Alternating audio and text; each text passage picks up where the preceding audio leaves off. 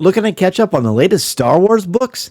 Featuring sound effects and music directly from the movies, Star Wars audiobooks are the definitive listening experience. Listen to Star Wars Light of the Jedi, written by Charles Soule, read by Mark Thompson, and Star Wars The High Republic, A Test of Courage, written by Justina Ireland and read by Kaylor Lee. Available now wherever audiobooks are sold.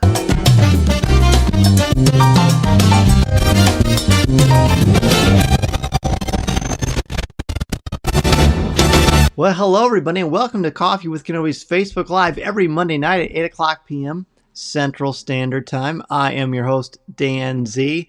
Thrilled to be here with each and every one of you talking some Star Wars. Hey, Craig is here too. Let's say hi to our fans, our friends, our Star Wars people. Craig, good to have you here, buddy. Eric, always a pleasure. Last week, Eric was wearing his Coffee with Kenobi t-shirt while he was doing the show. Mason is here. Hello, Mason. LJ, what's up, man? Ross is here working on a project, so he'll be a silent partner. Hey, man, just knowing that you're there is good enough for me, man. Tyler says, in honor of my boy tonight. Hello there. Now, I just realized I did something.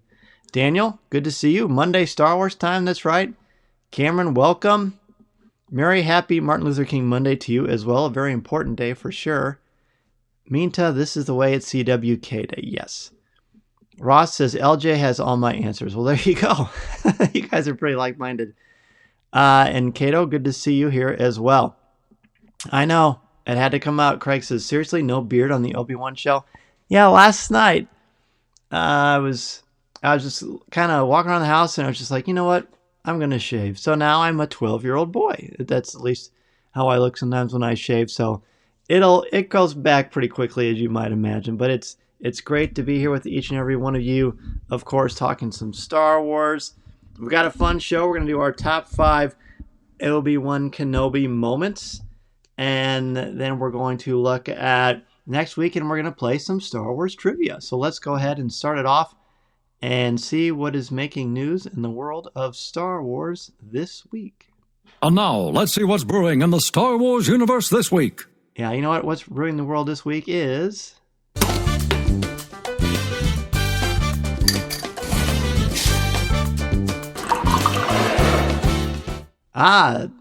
let's welcome our friend Navin. Navin's first-time viewer, new podcast subscriber. Hey, dude, welcome to the show. It is great to have you here. We're going to have a lot of fun. We're going to talk about some Star Wars. We're going to talk about our top 5 Obi-Wan Kenobi moments, which seems appropriate considering, this is Coffee with Kenobi. Can you imagine, by the way, when the Obi-Wan Kenobi Disney Plus series is out, how much fun we're going to have on this show? Wow. All right. So what's brewing the world of Star Wars this week? Honestly, what does anybody want to talk about? I know we got some new images of the Halcyon, the Star Wars cruiser, galactic cruiser. That is going to be the Star Wars Hotel. We got some new images of what the interior is going to look like. Eric is also welcoming you, Navin. As you'll quickly learn if you haven't already, we've got a great community here at Coffee with Kenobi. And I'm wearing the CWK Cafe sweatshirt tonight because that is our exclusive Coffee with Kenobi Facebook group. All you have to do is ask, and we'll bring you on into the family. And we talk Star Wars. It's family-friendly. It's spoiler-free. It's drama-free. I'll get the logo up here so you can get the full effect of everything.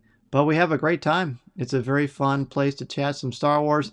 Right now, Coffee with Kenobi's live is being broadcast into the CWK Cafe as well as on our Facebook page, naturally. So we're thrilled to have you here. We are thrilled to have you here. All right. So really, as Tyler says, you've taken your first step into a larger world. Indeed. You know what? There's really not a ton to talk about. People are still reading The High Republic. More and more of you are sending me messages talking about how much you like this novel. And if you didn't hear it last week on Coffee with Kenobi, I've got some huge news for you. We have, this week on Coffee with Kenobi, Charles Soule joined me. I recorded it a couple of days ago. He's going to be on the podcast talking about the High Republic, creating this new era of Star Wars, the characters, what it means for the future of the franchise, and so much more. I can't wait to have you listen. So that'll be on Thursday this week. Also this week on Coffee with Kenobi, it was more really last week's show. We did a fun show. Jeff McGee returned, and we talked about our top 5 Kenner Star Wars action figures from the Empire Strikes Back line. Let's go ahead and pull that up so you can see. Yep, Jeff McGee returned from Marvin Dog Media, and those are the action figures we took a look at. We had a great time. Cameron says, started Light of the Jedi after last week's show, and now when I go to Walt Disney World in September, I think I'm going to get a projection and defense lightsaber. Oh, cool. Good for you. That's going to be fun. I can't wait to see the pictures from that. Daniel just finished the book. Daniel, I'm assuming you loved it. A lot of people are telling me it's their favorite Star Wars book, which is pretty great. Really, really great. All right. Very good. So let's go ahead and jump into our top 5 favorite Obi-Wan Kenobi moments, shall we? This is a daunting one. Mason and I had a heck of a time filling out these. Just wait to see next week's category. But first, let's go into the top 5 itself. So this week, again, top 5 Obi-Wan Kenobi moments. Naturally, this will be show number 383 because after tonight's live recording, I'm going to release the audio of this on our Coffee with Kenobi podcast feed. It's doing great. People seem to love listening to it. So if you're listening to the show, welcome. If you're here with us live, of course, it's great to have you here. And then naturally, you can get the replay of this on our Instagram page as well as on our YouTube channel. Okay, this week again, top 5 Obi-Wan Kenobi moments. I can just hear Aaron Harris out there talking like James Arnold Taylor as Obi-Wan Kenobi. All right, top 5 Obi-Wan Kenobi moments for me. Okay, number 5 for me. Hello there. Now, there are a lot of ways and times that Obi-Wan Kenobi says hello there, but for me, this is when he first sees Luke, takes off the hood. Hello there. Come here, my little friend. You know the part of A New Hope. But the first appearance of Obi-Wan Kenobi is very regal. He's got that Merlin vibe, very King Arthur. And you just know that there's something that's important with this character. And it's a great moment. Even when you watch it in A New Hope a million times, you still get that energy from Sir Alec Guinness, who's just a great actor. A great actor. Number 5 for Minta, it's over Anakin. I have the high ground. Ooh, that is Minta's number 5. What are all of your top 5s? Minta, that's a good one. I think we're going to hear a lot about that epic battle from Revenge of the Sith. Mason's number 5 is when Obi-Wan Kenobi reveals the Jedi mind trick in Mos Eisley right before they go into the cantina. The Force can have a strong influence on the weak-minded. That was Mason's number 5. Kato's number 5. Cool as a cucumber, lights up that saber in the cantina to defend Luke and snap all business talking to Han. Good one, Kato. I was thinking about putting that one on there as well. There are going to be a lot of these that we're all going to be like, oh, I should have put that. Oh, I should have put that. They're really good. Mary's number 5. Hello there to Grievous. Very good. I think that might come up later as well. Number 5 for Tyler, another happy landing. His commentary while Anakin is trying to land the ship in Revenge of the Sith is great. He's really not done much to help the situation, but he's very entertaining. Yeah, he's quite entertaining in that whole sequence. And he manages to be very lighthearted in the midst of some pretty serious, heavy stuff, which I've always admired about Obi-Wan Kenobi. Ben says, when he defeats Maul and Rebels, I love the humanity and wisdom he shows in that moment. I like that a lot, too. That's good. Cameron's number 5. Season 5, Episode 16 of the Clone Wars, holding Satine. Oh, yeah. Oh, that's harsh. That's probably one of the more painful Obi-Wan Kenobi moments, but it's very, very memorable. For sure. LJ's number 5, his first duel with Maul in the Phantom Menace. I can't believe I have it this low now. Interesting. Well, that just means the rest of your top 5 is going to be even more exciting. Aaron says, you were the chosen one. A good choice. Another really dramatic choice. There's a lot of emotion and pathos with Obi-Wan Kenobi, and we're bringing up a lot of the great ones for number 5 already. All right, very good. All right, I feel like we're missing a few people, but maybe not. If you have a number 5, this is your chance to weigh it in. Otherwise, we're going to jump ahead into number 4. Speaking of that, I'm going to move on to my number 4. For me, number 4 is the Reiko Orako Hardeen arc. There is, in Season 4 of the Clone Wars, I just showed the beginning of this to Mason today. There is a 4-episode arc where in order to figure out where General Grievous and Count Dooku are, the Jedi fake the death of Obi-Wan Kenobi. And Obi-Wan Kenobi takes on the persona and the identity of Reiko Hardeen through a lot of wizardry and technology and a lot of other medical tricks. But they don't let Anakin in on it. So they let Anakin think that his mentor is dead to help sell this subterfuge. And it's very, very powerful. And it's some great performing. James Arnold Taylor is Reiko Hardeen and Obi-Wan Kenobi in this. and he's tremendous. It's season 4, I believe. The first episode of that 4-episode arc is Deception, and then Friends and Enemies, I think. I don't know, but of course it's just in order. But be sure to check it out. It's really, really good stuff. All right. Let's see. Daniel's number 5, Kenobi and Satine's unspoken feelings and constant humorous banter. Yeah, I like that as well. Number 4 for Aminta, his relationship with Satine was beautiful and tragic, but never steered him off the path of the Jedi, which is definitely not something that Anakin can say. All right, number 4 for Tyler. Twin Sons duel, his final confrontation with Maul is perfection. You can tell he's been practicing this moment in his mind for years. I agree. Or at least just kind of the poise that has, and the ability to just kind of live in the moment that he has acquired through all of these challenging things in his life. Number 4, Mary, final scenes with Ahsoka at the end of the Clone Wars Season 7. Ooh, that's good too. That's really good. Number 4 for Ben, when he admits he would have left the Jedi Order for Satine. I'd forgotten about that. All this stuff with Satine is great. I wonder if we'll ever see anything referenced with that in the Obi-Wan Kenobi Disney Plus series. That would be fun. Alex is here. Alex Procasio. Alex, good to have you here, buddy. Alex is number 4 when he loses Satine, so heartbreaking. Definitely. 4 for LJ. Hello there, Revenge of the Sith edition. He really was a bold one. Clever as always, LJ. Kato's number 4. The style of his armor in the Clone Wars micro series. The hybrid of Jedi and Warrior and keeping the earth tone color. Oh, that's cool. What a good call that is. Number 4 for Mason is, let's see. Also, hello there. But it's when he introduced himself to Grievous and then the big fight with General Grievous. That whole sequence is Mason's number 4. And that's a great choice. All right, let's go into our number 3. Number 3, for me, is Anakin versus Obi-Wan. Not a specific section in Revenge of the Sith, but the choreography of that fight sequence between those two, between Hayden Christensen and, oh my gosh, and why can't I think of his name? Obi-Wan Kenobi. I keep thinking Liam Neeson. What's wrong with me? Ewan McGregor. Whew. I don't know why I had a brain hemorrhage there. Yeah, Ewan McGregor and Hayden Christensen's fight choreography, where they're selling these moves, the leaping, the dueling, the martial arts that's in effect. It's brilliant. John Williams' score, electrifying, and of course the emotional weight and resonance of what we've been waiting to see since 1977 all the way to 2005 really hammers it home. Okay, let's see what else people have. Daniel, Kenobi's Krayt Dragon roar in the first time Luke meets him. Excellent. That's Daniel's number 4. Number 3 for Cameron. These are not the droids you're looking for. Awesome. That's what Mason has for his mind trick for number 5, so that's great. Brian, good to have you, Brian. Brian says the mind trick in Mos Eisley, these aren't the droids you're looking for. Yes, very good. That's come up now 3 times. I love that.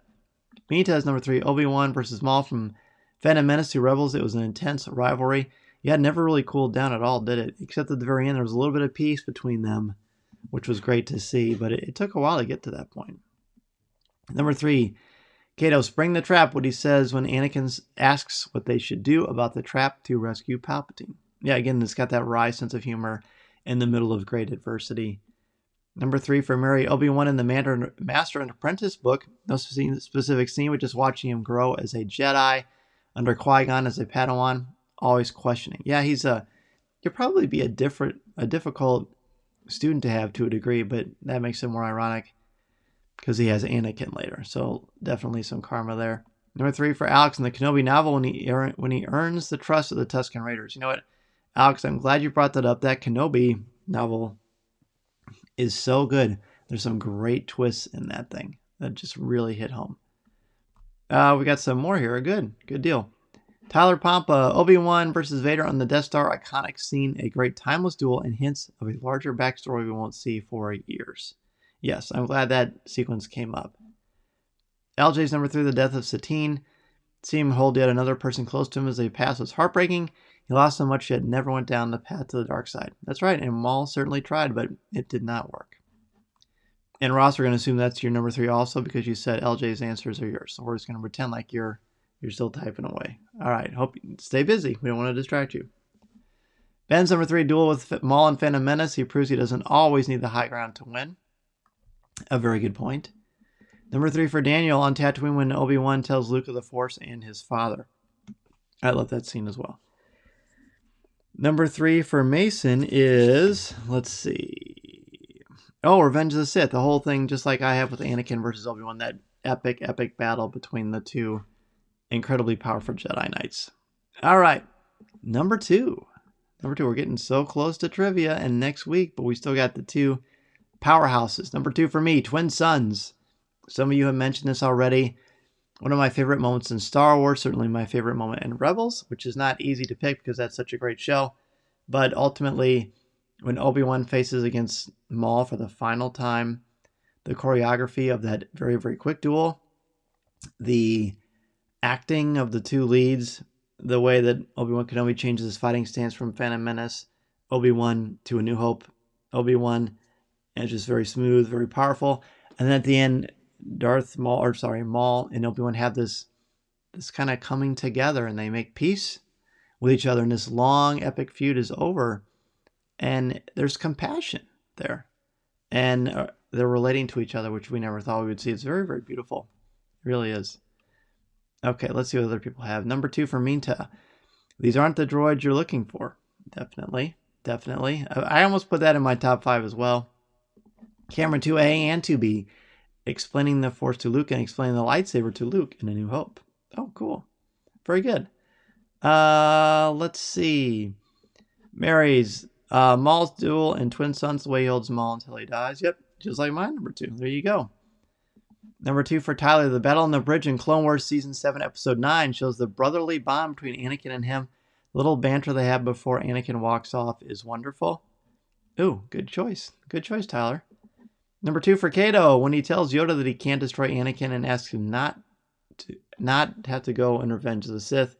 Yeah, that's, and like, again, the all of these things that we're pointing out, like the music and all these parts is so like, oof, really grabs you. Really, really good stuff. Okay. Let's see. By the way, shout out to my oldest, Peyton, for making the lighting in here even more crisp. He's done a great job. He's a master, so thank you. Thank you, Peyton. Love you, buddy. Thanks for making things look so good in here.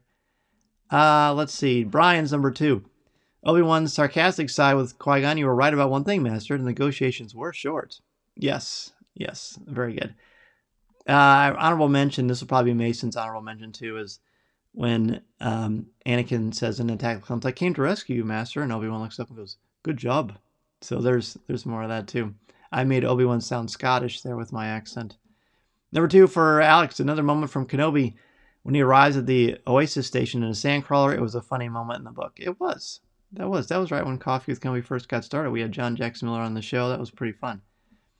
LJ's number 2, also the same as mine. The duel with Maul and Twin Sons. What a perfect samurai duel. Whitwer and Stanton knocked the acting out of the park when Kenobi held him as he passed, mirroring Qui-Gon and Sabine. Perfection. Oh, good call. Good catch on the mirroring thing. I hadn't thought about that. Number 2 for Daniel. A New Hope, the Vader and Obi-Wan saber duel. Unforgettable moment looking across the hangar bay. Seeing the battle against light and dark. Excellent choice. Number 2 for Ben. When he tells Anakin that he was his brother and that he loved him. The fact that he used the past tense specifically always hurt. Ooh, good catch on the pronouns there. Mason is enjoying my my accent. Mason's number 2 is the Reiko Hardeen arc as well. And I'm glad, right before we were making these lists, I said, Mason, there's a really cool 4-episode arc of the Clone Wars that you got to check out. It may affect your top 5s for Obi-Wan. So there we go. And now that I think about it, remind me to remind you of something pretty soon as we give our next week's topic. So let's get to our number 1 top 5 Obi-Wan Kenobi moment every week for Coffee with Kenobi. You can prepare for the show the next week and prepare your top 5 so you can be a part of the show, whether you're here live with us on Facebook, you listen to the podcast on our podcast feed, Apple Podcasts, Google Podcasts, wherever you listen to podcasts, or catch the replay on YouTube or Instagram. You are part of the show, which is really, really cool. Let's get to our number 1. Let's see what your number 1s are. My number 1 is the Force intro when Obi-Wan Kenobi, in his hut on Tatooine, says, the Force is an energy field created by all living things. It surrounds us, penetrates us, and binds the galaxy together. Then he talks about Darth Vader how Luke's father died. Doesn't really give all the information yet, but I love that scene so much. Every time I show it in class, I pause it and point out specific key moments of the mythology and the lore that are brought up, how it relates to King Arthur, the hero's journey, so much. It's just such a beautiful sequence. I used that very vividly when I was writing the Star Wars book for my section on the Force and so much other stuff. It's just so good. It's why it's my number one. Mason's number one is when in the Phantom Menace, when Obi-Wan Kenobi finally defeats Darth Maul, so we think, and makes the big slice, and Darth Maul goes sliding down that reactor shaft. That was Mason's number one. It's a great duel. If we were doing top 5 lightsaber duels, that would probably be most. I think we did. Did we do a top 5 lightsaber duels? I think we probably did, but that was huge on there. Minta's number one. You were my brother, Anakin. I loved you. Yep, definitely the most emotional part to me, even more than the Satine one, which is always emotional too. Tyler, Anakin versus Obi-Wan, my favorite battle of all time. Obi-Wan trying desperately not to hurt his brother, but knowing what he has to do is heartbreaking. It is indeed. Number one for Camera, becoming one with the Force, just beautiful. Yes, from A New Hope. Mary, number one, Satine's death. We saw how much he loved her and how much he gave up to be a Jedi. It seems like more than any character we've ever done, we're bringing up a lot of the emotional moments for Obi-Wan that are tragic. And I'm glad, because those tragic characters, we relate to them and empathize with them, and it helps us kind of cope with some of our emotions in various aspects of our lives, different phases of our lives too. I think that's good. I think that's a healthy way to ingest your fiction. So bravo. Number one for Cato, that's no moon. He sees the enormity of the problem and realizes the Death Star is a terrifying weapon. Ooh, good choice. Alex is number one in Rebels, the Twin Sons episode. Such an amazing moment between Maul and Obi-Wan. It seems that the Twin Sons moment is becoming the most prevalent, along with Satine, and then, of course, the big duel in Revenge of the Sith. Brian's number one, Duel of the Fates, the battle with Darth Maul and Naboo. He uses the Force to jump from the pit and force grab Qui-Gon's lightsaber and end the fight. Exactly like Mason's number one. I really thought we'd see more of the Phantom Menace, but that's cool. Everybody that is bringing it up. I mean, so many of these characters relate to us, or kind of we vibe with certain parts of them in so many different ways. Daniel has got an awesome Facebook profile picture. I'm sure everyone noticed. It looks like Obi-Wan Kenobi from Clone Wars. It says, Revenge of the Sith, the high ground scene, emotional moment, knowing all the history the brothers have had together. Sad face indeed. LJ's number one, Kenobi sacrificing himself on the Death Star in A New Hope. He warned Vader not to strike him down, and he became truly more powerful than Vader could ever imagine. Also, the fact that in his last moment to see the Skywalker twins reunited makes it even better. Yes. Well said, LJ. Ben, his sacrifice on the Death Star. I always wonder, would Luke have been able to destroy the Death Star if Obi-Wan didn't make that sacrifice? Would he guide Luke through the Force? We may never know. I don't know. That's a really good question. A really good question. Ross says, good work, LJ. That's funny. Well, Ross, you'll have to text me your top fives or share it maybe in the CWK Cafe when you're done with all of your busy work, because that would be cool to see what you think. And, everybody, you can post your top fives. The conversation doesn't have to stop because the show has stopped here. So be sure to, if you have those, let us know. Well, thank you, everybody, for sharing your top 5 favorite Obi-Wan Kenobi moments. What a great character. What could possibly top this week's top 5? Last week we had Darth Vader. This week we have Obi-Wan. What should next week's top 5 be? How about top 5 Yoda moments? Oh, man, when I told Mason this, he went, oh, no, because he knows as well as we all do. That's not going to be easy to pick because there are a lot of great Yoda moments. Looking to catch up on the latest Star Wars books but can't find the time?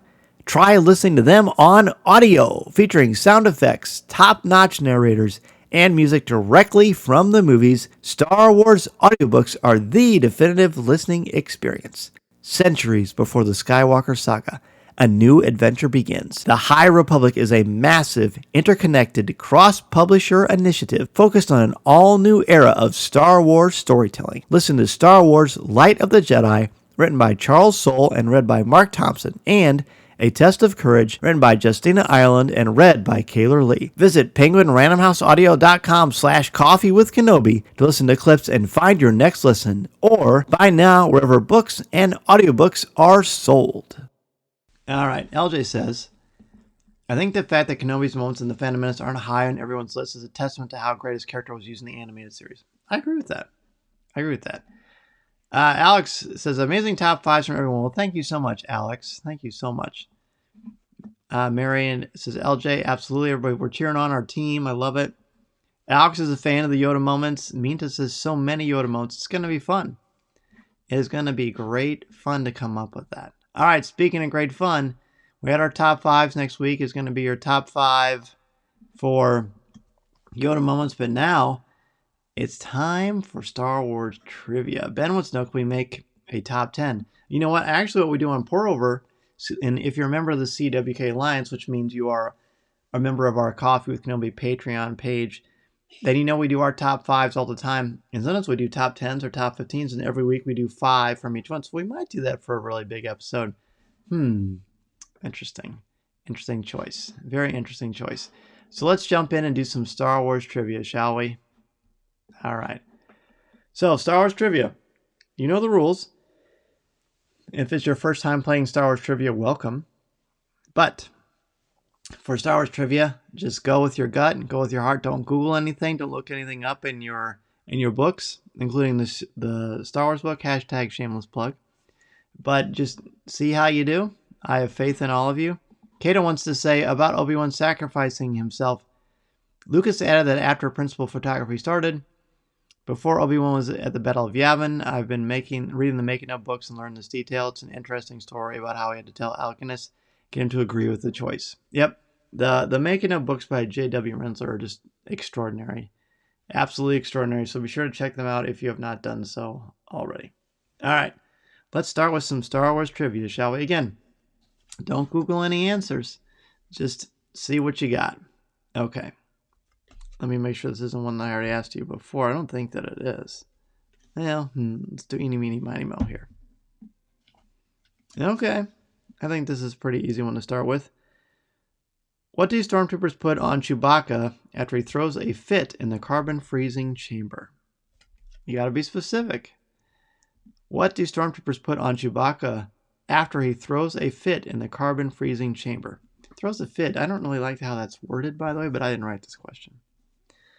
So what do stormtroopers put on Chewbacca after he throws a fit in the carbon freezing chamber? Go ahead and add your answers right here in the comments section.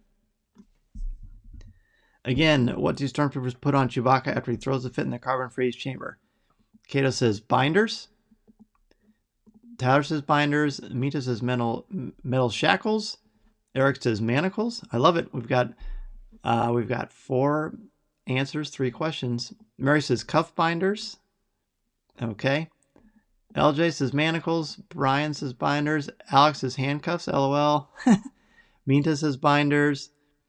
Let's see. Navin says shackles. Daniel says binders. I think I said that. If not, I apologize. Ben says binders. Mason says handcuffs.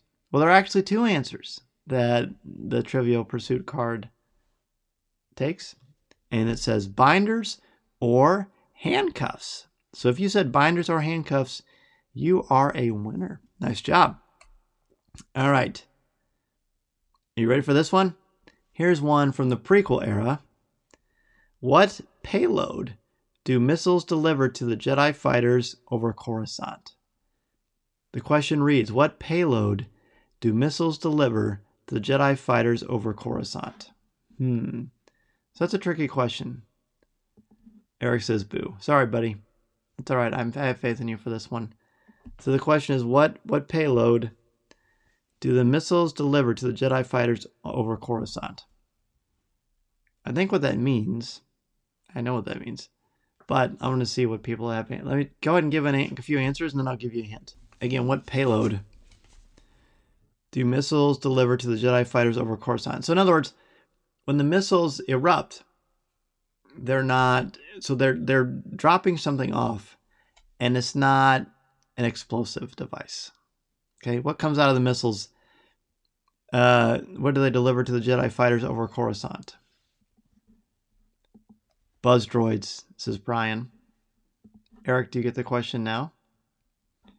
Brian says buzz droids. Who the heck wrote that question? The Hasbro did. Kato says buzz droids. Tyler says buzz droids. Alex says droids. What he means to say is buzz droids. LJ says buzz droids. Minta says buzz droids.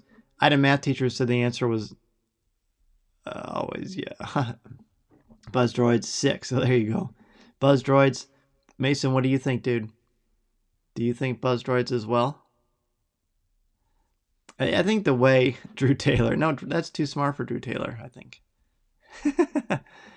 Mason says droids. He means buzz droids, I'm sure. The answer is, in fact, buzz droids. Buzz droids, of course, come out and go all over the Jedi fighters, and it's very exciting. And then Anakin does his little maneuver and knocks them off, and it's good stuff. Okay. Let's do an easy one. No, that's way too easy. The question was, what ghostly trio is reunited on Endor? Really? What ghostly trio is reunited on Endor? What 3 Force ghosts or Force spirits say hello to Luke Skywalker at the end of Return of the Jedi is what that is asking. I'm giving you an easy one. What do you think? So again, what ghostly trio is reunited on Endor? Anakin, Yoda, Obi-Wan. That's Tyler's guess. It's a good guess, Tyler. Anybody else? What ghostly trio is reunited on Endor? Anakin, Obi-Wan, Yoda, says Mason. Anakin, Yoda, Obi-Wan, says Eric. Larry, Moe, and Curly. That's actually my favorite answer, Ben, so you win trivia for the rest of the year. Let's see. Oh, we got a lot of people. Chelsea says Obi-Wan, Yoda, and Anakin. Chelsea, welcome to the show. Daniel says Obi-Wan, Yoda, Anakin. Of course, everyone says, yes. Anakin, Yoda, Obi-Wan for Navin. Mary says Anakin, depending on original or remastered. Which one? True. Eric also says Mo, Larry, and Curly. Another win. And Yoda, Anakin, Obi-Wan. Of course, it's Yoda, Anakin, and Obi-Wan. Those are the 3 Jedi that he knows. And it's great. Ooh. Here's a fun one. What species is made up of members of the closely related Otola and Ankura races? I wouldn't have known this. What species is made up of the members of the closely related Otola and Ankura races? Kato says, hey, we're the Jedi. Exactly. Kind of reminds me of Into the Spider-Verse a little bit. But anyway, what species is made up of the members of the closely related Otola and Ankura races? This is a very hard one. LJ, you got this one? You thought that last question was tough. This one is. Or is it just the lack of a beard? Is that throwing everybody? Is that what's making everyone so stumped? Is that the problem? No, it's, again, what species is made up of members of the closely related Otola and Ankura races? I'll give you a hint. It's a new species we were introduced to in Phantom Menace. LJ says Tusken Raiders. Brian says Weesaby Gungans. I liked how you answered that, Brian. That was funny. Tyler says Nikto. Tyler, what's the name of your dog on your Facebook profile picture? What's the name of your pup? Ben says Huts. Anybody else? I'll give you a few more moments. Eric says Nemodian. Calamari. Alex says I'm stumped. Mason says Gungans. Anybody else? So far, everybody had a different answer, although 2 answers for Gungans. The answer, Minta's not sure either. Mason and, let's see, where is it? And Brian got it right. It's Gungans. Gungans are a mix of the Otola and Ankura races. I had no idea. Interesting. Who informs Qui-Gon Jinn that Queen Amidala is curious about Tatooine? Well, Tyler says that is his dog, Josie. Josie passed away in October at 16. Hasn't changed his picture because she was the best. And you know what? You shouldn't. That's great. Rest in peace to Josie. She looked like an adorable little pup.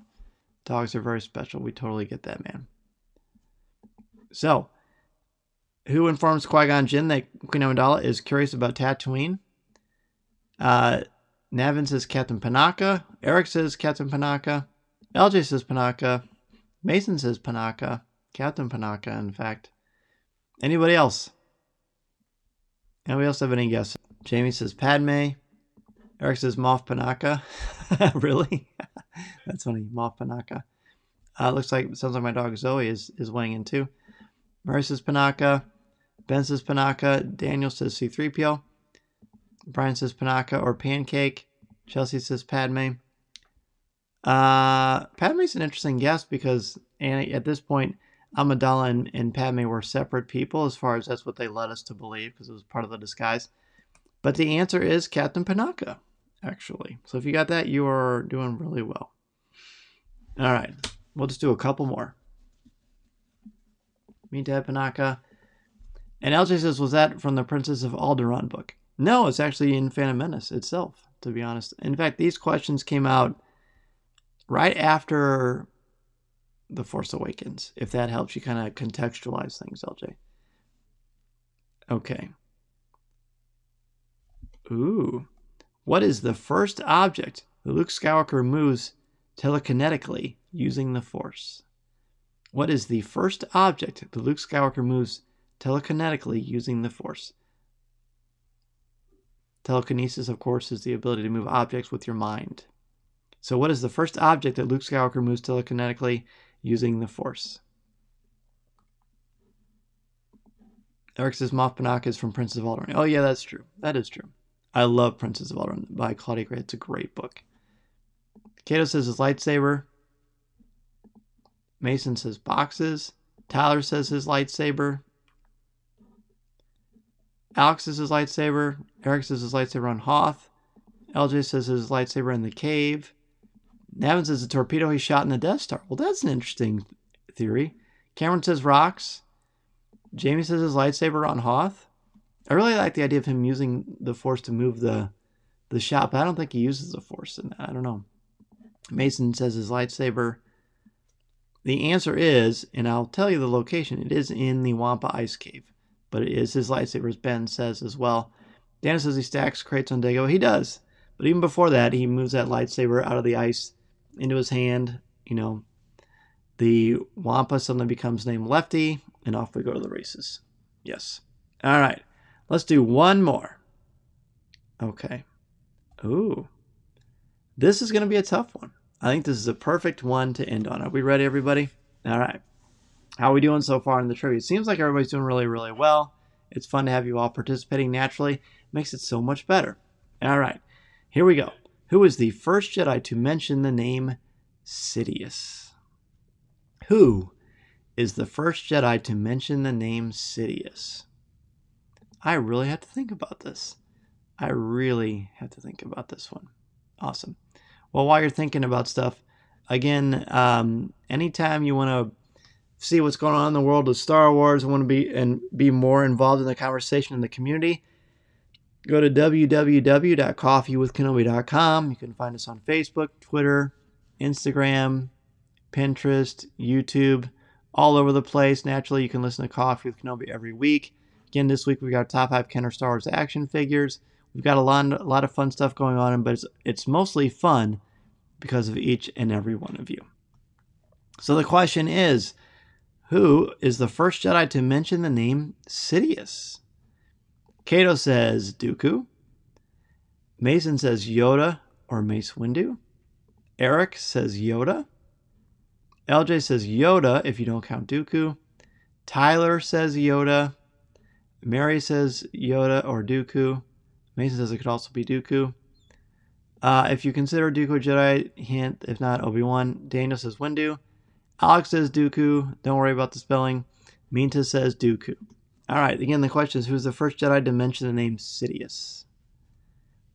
We got a lot of calls for Dooku, some for Yoda. Let's see, Mace Windu. And Ben wants to know, does Dooku count? The answer is not George Lucas, as Eric says. The answer is, and I'll give you a hint, it was the category for it's the top 5 tonight. It's Obi-Wan Kenobi. I stumped all of you. Well, I didn't stump you. I wouldn't have guessed Obi-Wan either. I probably would have said Yoda or Mace Windu as well. So, hey, Nobody got that one. That is okay. See, it's good to know we can still be challenged with all of you and your vast knowledge and wisdom of Star Wars, and we couldn't get that one. And that's okay. It'll just make us do all the better the next time. Great job, everyone. I love it. Let's go ahead and jump into Ask Dan Z.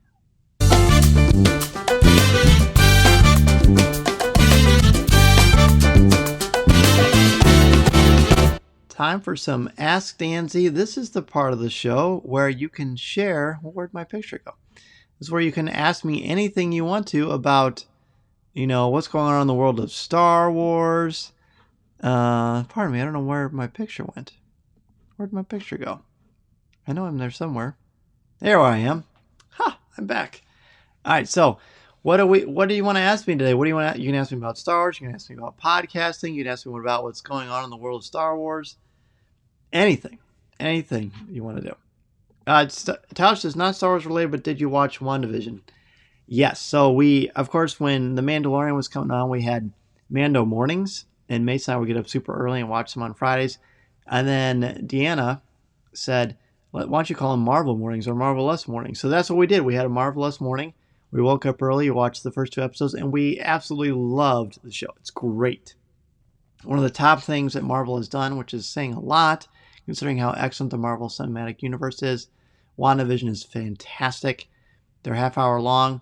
Each episode goes through a different decade of TV sitcoms, but there's always something more going on behind the scenes, and it's brilliant stuff. Kato says that I am one with the Force. Well, thank you, Kato, and likewise, my friend.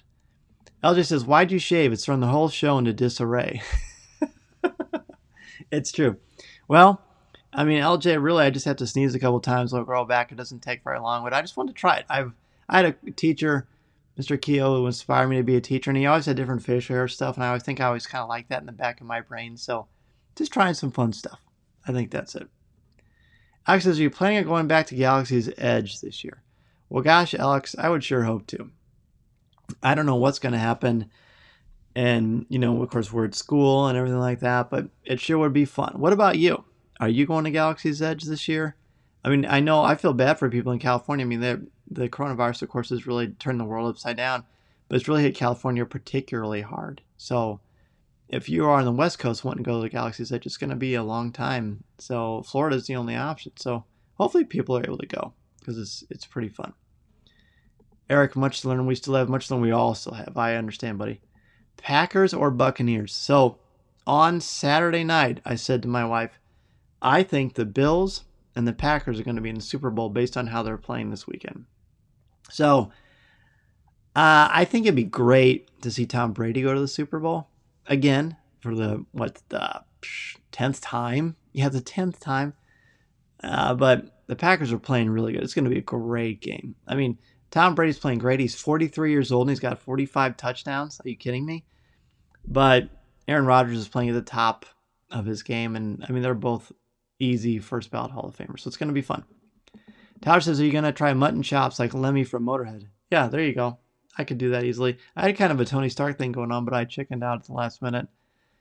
Mary says, ouch, too soon for us Saints fans. Yep, Mary, the Saints had a lot of fun. They're a great team. Their defense is great. But who knows? Who knows what they'll be next year? I can't imagine Drew Brees will come back, but he's awesome. LJ says we've seen enough Brady in the Super Bowl. Well, he's been in a lot. Yeah, 9 times is pretty spectacular, winning 6 of them.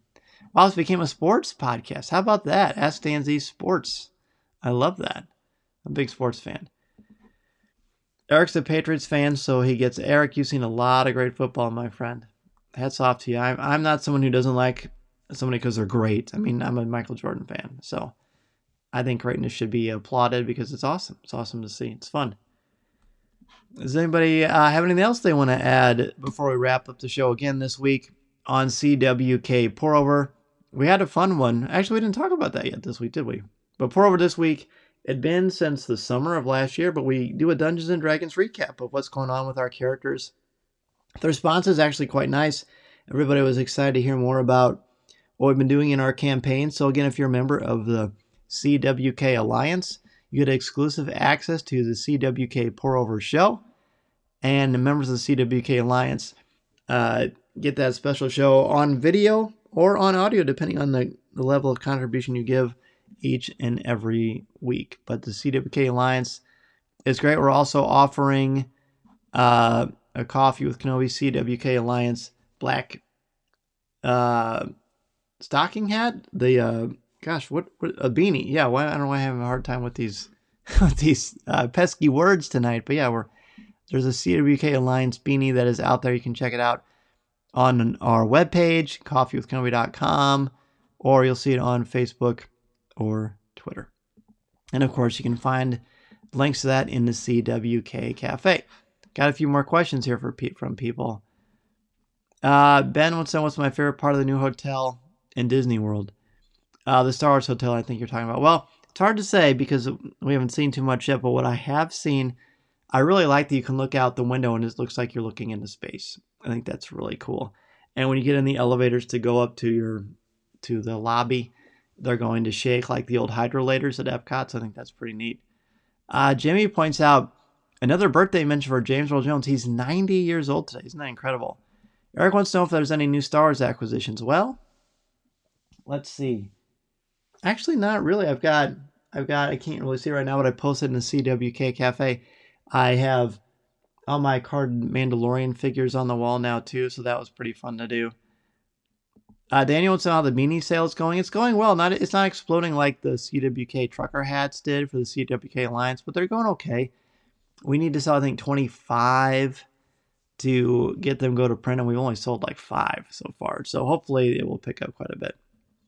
Brian wants to know if I've played any of the Star Wars RPG adventures. I haven't, but Tom Gross was actually talking about that at lunch last week, and he was saying how much fun it is. Not as fun as D&D, but still fun. So, have you, Brian? I'd love to know what it's like. Tyler says, I need to listen to that proverb. I'm a superhero-style D&D game with some friends. Oh, what's it called? I bet that's really fun. And tell us about your superhero character. That would be cool, too. All right, well, hey, everybody. It's been great fun, of course, spending this week with you, talking some Star Wars. Cato just bought Beating number 6. Well, Cato, thank you so much. I appreciate that. You know, now that I think about it, I need to buy mine, too. So I should probably get up on that. So, be sure that you get your top 5 ready for next week. Remember, top 5 is going to be your top 5 favorite Yoda moments. And that can be from any of the films, from the Clone Wars, from Rebels, from comics, all that good stuff. There's a lot of good ones to choose from. Meantime, may the Force be with you. Again, be sure to join us each and every week on Coffee with Kenobi this Thursday. You're going to hear my conversation with Charles Soule, the author of Light of the Jedi. You will not want to miss that one. Be sure, by the way, we mentioned Galaxy's Edge a little bit ago. If you're thinking about planning a vacation to Walt Disney World or anywhere you feel comfortable traveling, be sure to go to MEI and Mouse Fan Travel, the official travel partner of Coffee with Kenobi. They will help get you set up for the best, safest travel, the best hotels, the best food. They really are tremendous. We've used them for trips to Florida, California, New York, San Diego, all over the place. And you really can't do much better than them. LJ subtly says, join the Patreon, you cowards. Very subtle, LJ. We're still deciding on our PR, but we'll let you know. Mary, have a great week to you. Mason, I'll see you very soon. Tyler says, Mutants and Masterminds. My character is called Abrasion. They can control sand. Well, that sounds pretty fun. LJ, you have a great week. Thanks, of course, everybody for joining us. Alex's great episode. Thanks to you and everybody who joined us. Thank you so much. Daniel, we will see you next week. Dave, hey Dave, good to have you, man. Dave, you should follow Dave on Twitter. He's got some of the best pictures of his Star Wars collection. He's got a great collection. He just finished Light of the Jedi, and he said it was so good. Cato has a Star Wars cookbook with a recipe for Yoda soda. Not made with real Yoda. Thank you, Cato, for clarifying that. Ross, see you later, man. Hope you had a good one, and good luck with everything. Tyler, have a good week for you. And Cato, you are so welcome. Again, while you're thinking and talking about Light of the Jedi, be sure to go to Penguin Random House Audio to download the latest Star Wars books on audio. They are a proud sponsor of Coffee with Kenobi. We're very happy to work with them. Mark Thompson reads Light of the Jedi. It is a great one to listen to. So, hey, have a great one, everybody. This podcast is not endorsed by the Walt Disney Company or Lucasfilm Limited. It is intended for entertainment and informational purposes only. The official Star Wars website can be found at www.starwars.com. Star Wars, all names, sounds, and any other Star Wars related items are registered trademarks and/or copyrights of Disney and their respective trademark and copyright holders. All original content of this podcast is the intellectual property of Coffee with Kenobi unless otherwise indicated. This is the podcast you're looking for. There's no one here. Move along. Move along. Looking to catch up on the latest Star Wars books featuring sound effects and music directly from the movies? Star Wars audiobooks are the definitive listening experience. Listen to Star Wars Light of the Jedi, written by Charles Soule, read by Mark Thompson, and Star Wars The High Republic, A Test of Courage, written by Justina Ireland and read by Kaylor Lee. Available now wherever audiobooks are sold.